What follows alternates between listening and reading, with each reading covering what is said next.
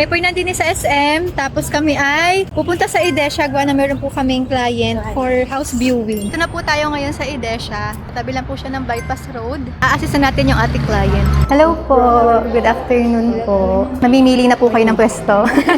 Ito po yung ating project, si Edesha Lipa.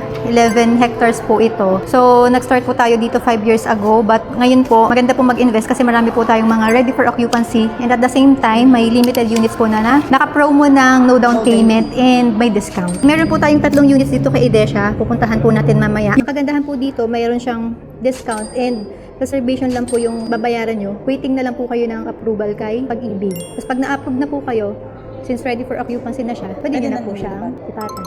Yung area po, yan po yung ating mga townhouse. Meron pong ilan pang units. Yung Talia, single attached po natin. Gaya po yung single detached.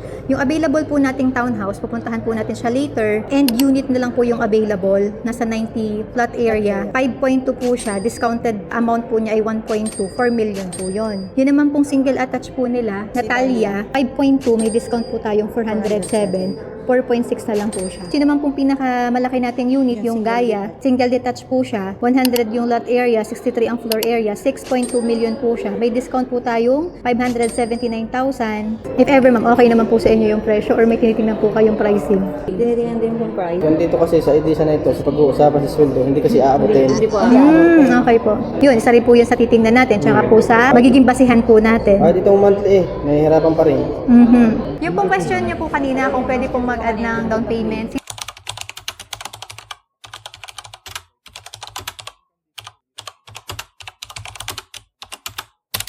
But then, syempre, ang hahanapin po natin yung magmamatch po sa inyo. Hindi po natin pwedeng ipilit dito. Kasi kung magre-reserve po kayo ng 30,000 tapos hindi mo po kayo ma-approve, hindi nyo na po yun makukuha. Tsaka po hindi rin po kayo makaka-reserve na hindi po na-qualify doon sa amount. Sa akin kasi, ang magiging ano kasi niyan, yung income lang niya. Kasi yung sa akin, siyempre hindi pa naman ako nakakaalis. Kaya hindi ko pa masasabi ko Okay po. Sa income niya, maliit lang.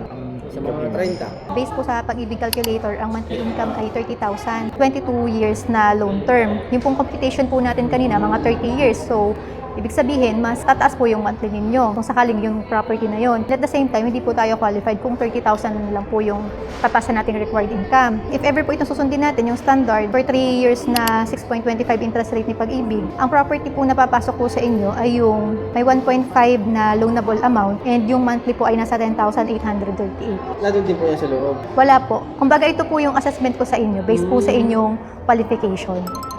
So ngayon po, with this po, ang hahanapin po nating property, yung 1.5 na ganito po yung monthly amortization niya, 10,800 para po ma-qualified kayo. Opo, kahit po kasi afford nyo po yung price, kasi syempre may mga tao po kasi na may mga extra income, pero hindi po documented, hindi rin po siya maisasama as your Income.